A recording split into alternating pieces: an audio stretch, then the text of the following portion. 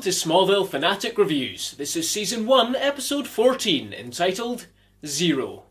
Lex is practicing his escapologist routine for the annual Smallville Talent Contest. Only joking. Some dude has captured him and forces him into flashbacky goodness. What do you want from me? The truth.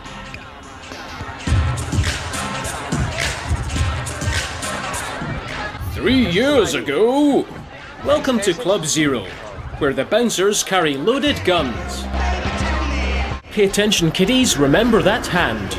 Lex is out with this girl called Amanda, who has recently become engaged. To my good friend Amanda on her engagement. Cheers. I have to applaud Lex here. The girl he wants to bone just got engaged, and he's in the friend zone. How could he possibly turn this into sexy time? Bring her to the club where her fiancé is cheating on her.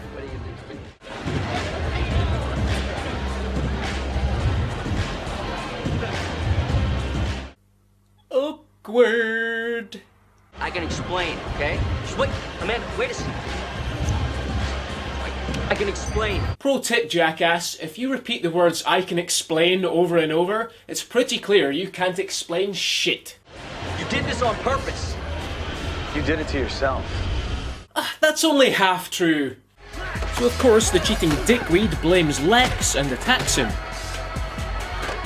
Lex's friend the bouncer gets involved.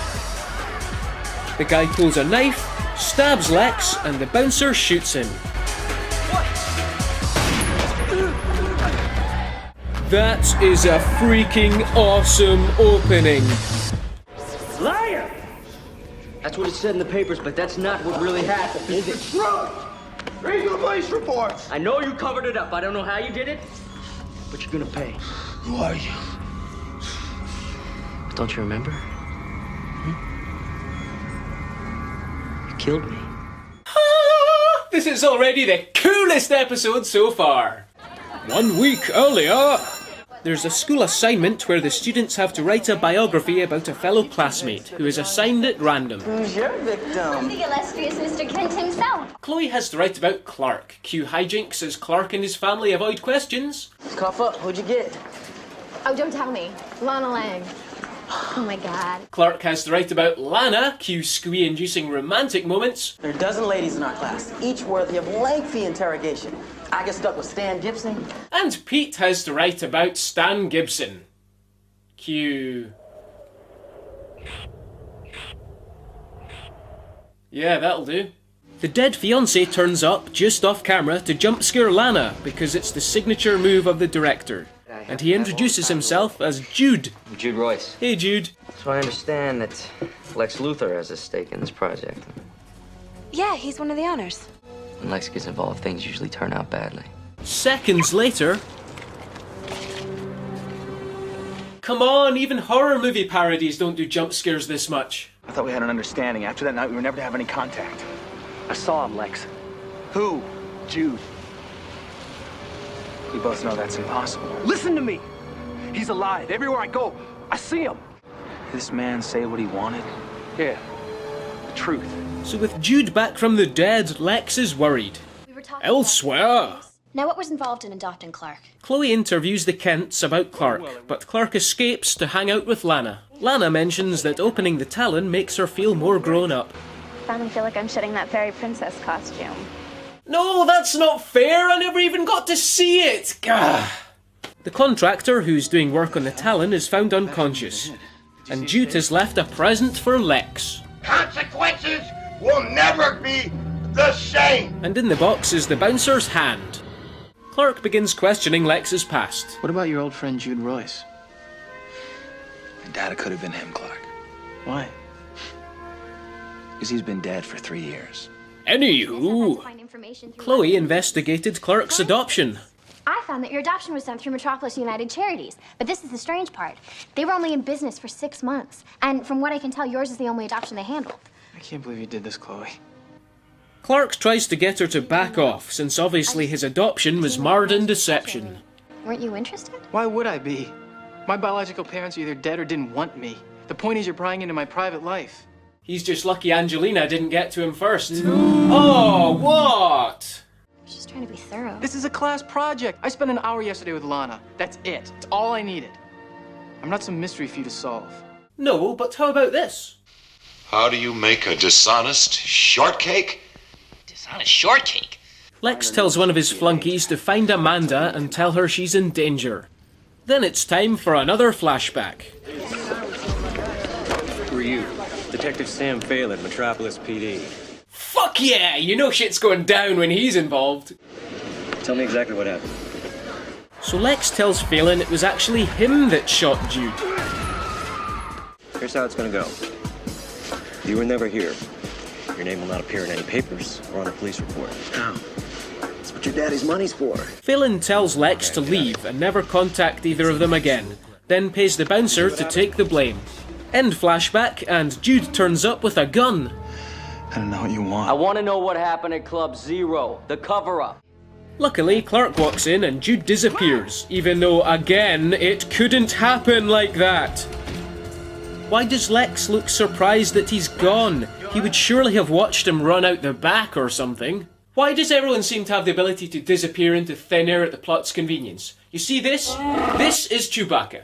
Why am I talking about Chewbacca in the middle of a Smallville review? It doesn't make sense.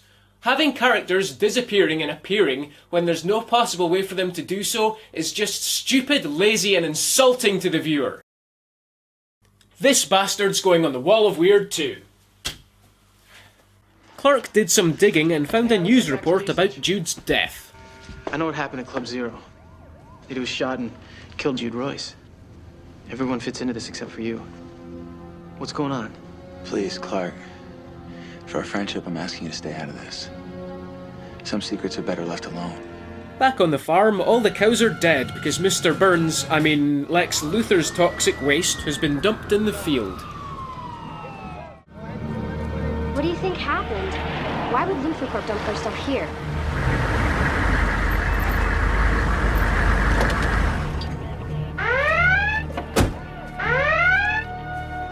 I'm gonna go take it from some different angles. Tenuous 5. You know I never intentionally allow something like this to happen. Does this have anything to do with Club Zero? I think so. You need to tell the authorities everything you know. This isn't just about you anymore. Of course, we all know it was really Jude that did it, and he turns up as a fake environmental specialist to kidnap Lex. Whoa! That was the most powerful stun gun in the world! He must have turned that up to 11. While this is going on, Chloe tells Clark she's going to stop investigating his life because she doesn't want to jeopardize their friendship. What's Club Zero? Part of Lex's past he asked me to stay out of. Whereas, it's apparently okay for Clark to be a hypocrite and keep delving into Lex's past. I brought by some pictures for your parents. I figured they could use it for insurance purposes and stuff. I'll see you later. I gotta go. Chloe. It's the same guy. Hold on. She handed Clark one picture, which obviously isn't the same one in both shots, and it's a close-up of Jude's face. Why would she even have taken that if she was taking photos for insurance purposes? Your plot convenience plausibility just went out the window.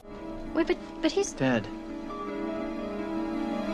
Well done, guys. It took one jump cut for you to conclude that a single dead deer equals superpowered eating girl, and a whole week for you to realise that a dead man terrorising your friends might be somewhat amiss. Have you been paying attention this episode? And we arrive where the episode began, with Lex hanging upside down. Just as Jude is about to pull the trigger, someone else shoots Jude. Dun dun dun! It's the workman from the Talon! Apparently, he's Amanda's brother, but why does he want revenge? Where's Amanda? She's dead, Lex. She committed suicide a year ago.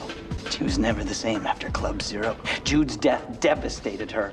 In a peculiar twist, the man we thought was Jude is actually just a random guy who looks identical to him, and did all this for money. Yes, I'm serious. That's their explanation. You know how they say everyone in life has a double? I had to look twice. I figure if he can fool me, he can fool you.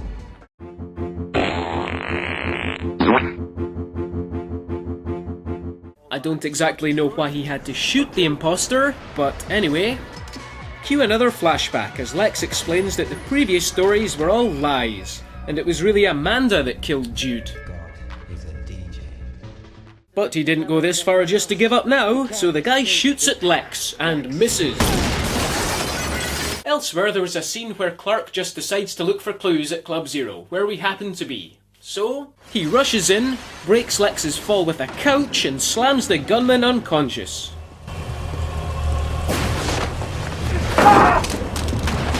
He then retreats to the door to pretend he just came in. That's pretty clever for Clark, really. How'd you find me here? With a little help from my friends. So all's well that ends well. The Talon has its grand opening. Presumably the gunman is arrested, although we never actually see it. The police clearly don't care about anything that's happened in this episode. So you took the fall and everything was covered up. Is that really what happened? Is it the truth? The truth is, I do anything to protect my friends. And Chloe keeps the information she dug up on Clark.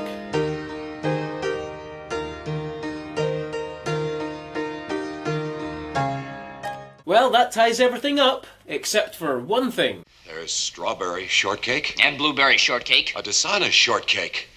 I've got it! A lieberry. That would make it a dishonest shortcake. Right, Robin. Library. Clearly a corrupted version of the word library. Well, obviously.